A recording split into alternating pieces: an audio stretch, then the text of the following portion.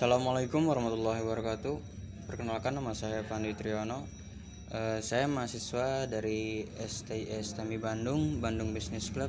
Di sini saya akan menjelaskan atau memaparkan sedikit perihal tentang rasio aktivitas. Rasio aktivitas. Di sini saya akan menjelaskan tentang pengertian dari rasio aktivitas, manfaat, dan juga jenis-jenis rasio aktivitas. Jenis-jenis rasio aktivitas terdiri dari 6 bagian. Yang pertama, receivable turnover, days of receivable, inventory turnover, working capital turnover, fixed asset turnover, dan juga total asset turnover. Nah, pengertian dari rasio aktivitas itu sendiri yaitu rasio yang digunakan untuk menilai kemampuan perusahaan dalam melaksanakan aktivitas sehari-hari, pemanfaatan sumber daya perusahaan efisien atau tidak untuk menghasilkan kas dan pendapatan. Dan juga digunakan untuk memeriksa tingkat investasi yang dilakukan pada aset dan pendapatan yang dihasilkannya. Peran rasio aktivitas itu sendiri dalam evaluasi efisiensi bisnis dengan analisis yang cermat atas persediaan, aset tetap, dan piutang, serta berguna untuk membandingkan bagaimana kinerja perusahaan berdasarkan tren waktu ke waktu dalam analisis pernyataan horizontal atau bagaimana kinerja perusahaan bersaing dengan kompetitor dalam analisis perusahaan yang sebanding.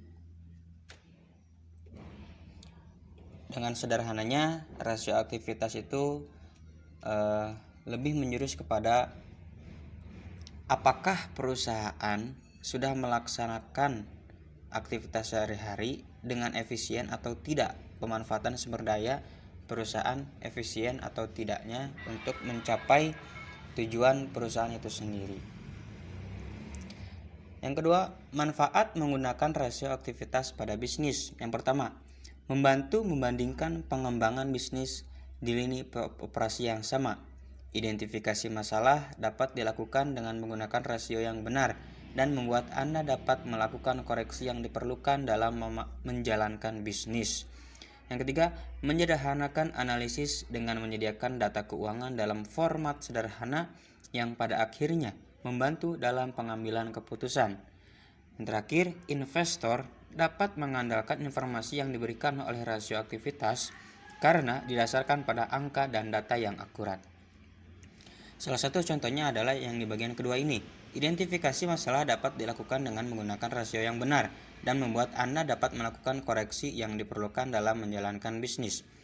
Maksudnya, apabila kita ingin mencari days of receivable atau menghitung seberapa lama perusahaan menagih piutang kepada customer, kalau sekiranya kita menghitung dengan benar, menghitung dengan cermat dan sangat teliti, maka kita akan tepat sasaran dalam penagihan piutang.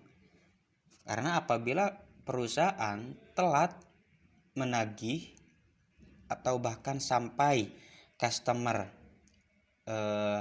sulit untuk ditagih, sulit untuk melunasi utangnya, maka perusahaan pun akan tersendat atau kelimpungan dalam menjalankan aktivitas sehari-hari dikarenakan sebab kurangnya modal kerja yang ada atau yang masuk kepada perusahaan.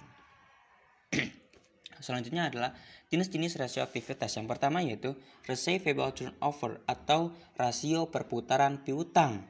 Adalah suatu ukuran untuk menilai seberapa efektif perusahaan memberikan kredit kepada pelanggan.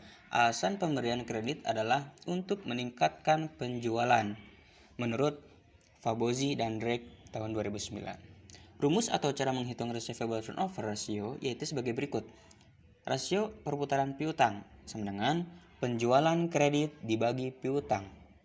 Contoh, data keuangan PT Unilever Indonesia dengan periode per Desember 2019 dalam jutaan rupiah. Diketahui, penjualan bersih atau net sales sama dengan 42.922.563. Persediaan atau receivable sama dengan 5.335.489. Jawab. Receivable turnover sama dengan 42.922.563 dibagi 5.335.489 sama dengan 8 kali. Cara menginterpretasikannya yaitu rasio perputaran piutang menunjukkan berapa kali piutang telah dialihkan atau diubah menjadi uang tunai selama tahun tersebut. Semakin tinggi nilai receivable turnover ratio perusahaan, semakin singkat waktu yang dibutuhkan untuk memperoleh uang tunai dan penjualan kredit. Yang kedua yaitu inventory turnover. Menurut Sherman 2015, rasio perputaran persediaan atau inventory turnover ratio adalah suatu rasio keuangan yang merepresentasikan hubungan antara harga pokok persediaan barang dagangan atau the cost of merchandise inventory sold dan persediaan akhir periode, the ending inventory for the period. Pada intinya, rasio perputaran persediaan mengukur seberapa efisien keseluruhan persediaan yang dijual. Rumus cara menghitungnya yaitu harga pokok penjualan dibagi persediaan. Di sini ada contoh data keuangan PT Unilever lagi dengan periode per Desember 2019. Diketahui HPP-nya 20, 893, 870 dan juga persediaannya 2.429.234. Jawabnya 20.893.870 dibagi 2.429.234 yang hasilnya 6,6 kali atau 6 kali. Cara menginterpretasikannya itu PT Unilever Indonesia menghasilkan nilai perputaran persediaan sebanyak 6 kali. Artinya pengembalian persediaan Unilever sebanyak 6 kali di tahun 2019. Perputaran persediaan Unilever sebanyak 1,8 bulan dalam setahun. Jadi setiap 1,8 bulan Unilever akan mempersiapkan persediaan baru yang siap untuk dijual kembali. Yang ketiga yaitu ada fixed asset turnover. Menurut Brigham dan Houston 2013, rasio perputaran aset tetap adalah rasio keuangan yang mengukur seberapa efektif suatu perusahaan dalam memanfaatkan aset tetap, pabrik dan peralatan lainnya.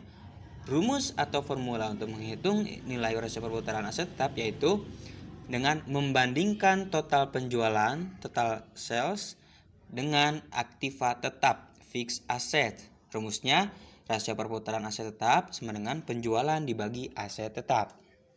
Contohnya, diketahui data keuangan PT Unilever Indonesia per Desember 2019, total penjualan sama dengan 42.922.563 dan aset tetapnya 12.199.37. Jawabnya fixed asset turnover ratio 42.922.563 dibagi 12.199.037 yang hasilnya 3,5 kali.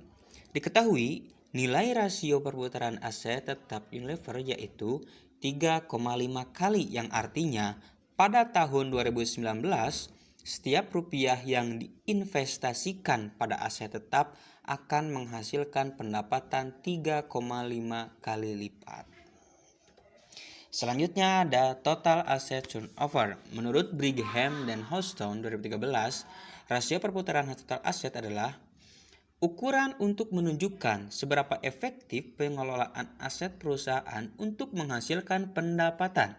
Aset yang digunakan mencakup aset tetap dan aset lancar, atau disebut juga sebagai total aset perusahaan secara keseluruhan. Rumusnya yaitu rasio perputaran total aset sama dengan penjualan dibagi total aset. Contohnya di sini total penjualan atau aset atau sales 42.922.563 dan total aktiva 20.649.371. Jawabnya 42.922.563 dibagi 20.649.371 yang hasilnya 2,1 kali atau 2 kali. Cara menginterpretasikannya, Unilever memiliki nilai rasio perputaran total aset sebesar 2,1 pada tahun 2019. Itu mengindikasikan bahwa setiap rupiah yang diinvestasikan untuk membeli total aset perusahaan akan menghasilkan return atau pendapatan sebanyak 2,1 kali lipat. Selanjutnya ada Days of Receivable. Accounts receivable days adalah jumlah hari beredar sebuah faktur penjualan sejak dicetak hingga selesai ditagih dari customer. Yang ingin diukur adalah efektivitas dari proses penagihan dalam mekanisme pemberian jangka waktu pelunasan piutang kepada customer, apakah sesuai dengan tenggat waktu yang ditetapkan perusahaan atau tidak. Contoh perhitungannya,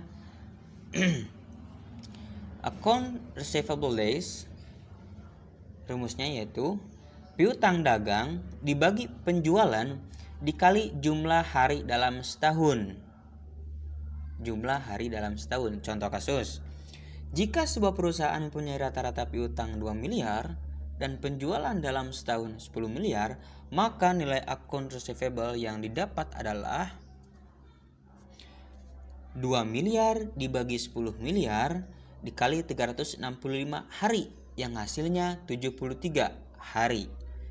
Hasil perhitungan dapat diartikan bahwa perusahaan membutuhkan 73 hari untuk menagih piutang-piutangnya kepada customer. Yang terakhir ada working capital turnover. Perputaran modal kerja merupakan rasio keuntungan yang menunjukkan kemampuan perusahaan dalam mendayagunakan modal kerja untuk menciptakan penjualan. Rasio ini mempresentasikan seberapa banyak modal kerja berputar dalam setahun.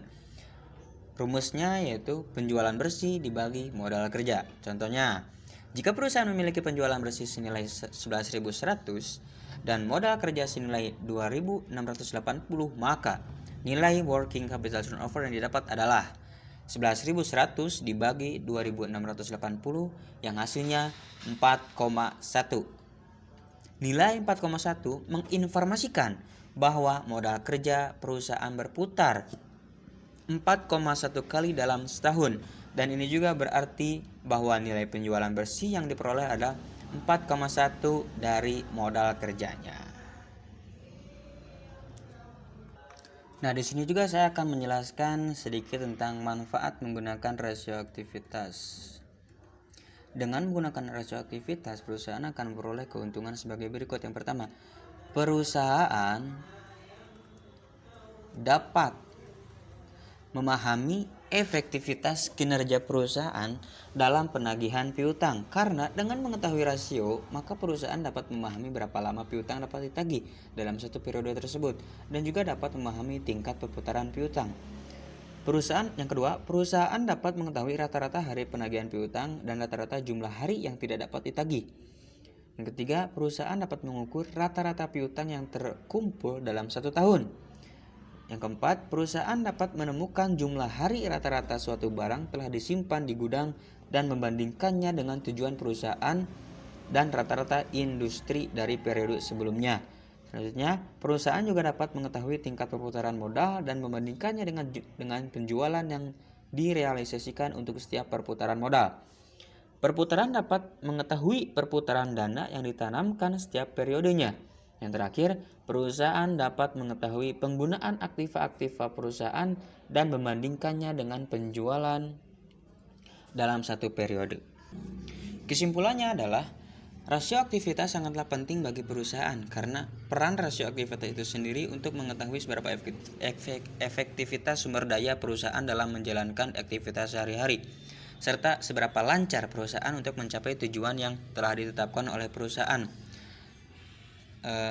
Karena contohnya, apabila perusahaan kekurangan modal dikarenakan telatnya dalam penagihan piutang, akan mengakibatkan tersendatnya aktivitas sehari-hari perusahaan tersebut, yang mengakibatkan lamanya perusahaan untuk mencapai tujuan yang telah ditetapkan. Rasio aktivitas memfokuskan pada beberapa aspek yaitu piutang, persediaan, dan penjualan, dan juga aset tetap. Oke, sekian, terima kasih. Sekian dari saya. Mohon maaf apabila ada salah-salah kata, dan juga apabila ada yang salah dalam penjelasan ataupun perhitungannya, saya mohon untuk dikritik, karena kritik kalian semua adalah sangat berharga bagi saya sendiri. Wabillahi taufiq wal hidayah. Wassalamualaikum warahmatullahi wabarakatuh.